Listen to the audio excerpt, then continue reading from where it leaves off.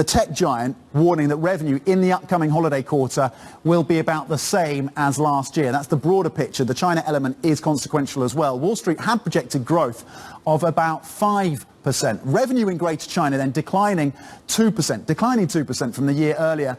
But the CEO, Tim Cook, said he is still, quote, very optimistic about prospects in the country. Let's break all of this down then and bring in Matt Bloxham, who leads Bloomberg Intelligence's tech coverage. And Matt, I should say, what is behind the more muted holiday outlook then? The holiday quarter is normally a bumper quarter historically for Apple.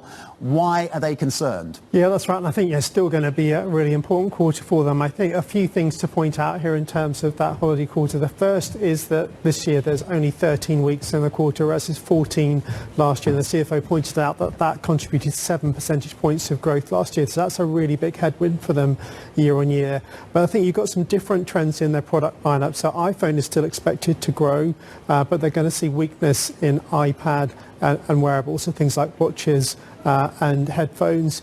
Services, though, should also grow. That's been a kind of really important factor for them. So, yeah, kind of a few mixed things there, but you can't underestimate that extra week last year that really gave them a big boost. Any big surprises out of Q4 for Apple? I think obviously the big one was the weakness in China. I mean, I think people were clearly worried about China, but the $2 billion miss, the market was looking for maybe about 10% sales growth, and it was a 2% decline, as you said.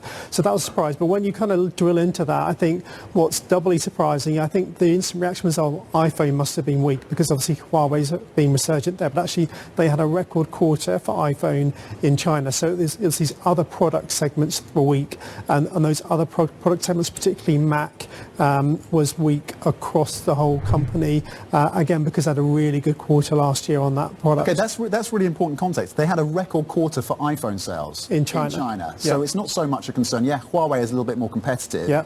But actually, you need to look at this through a different lens and look at the other product categories. Exactly. How does that story, how does that geography, do you think, evolve for Apple in the quarters ahead?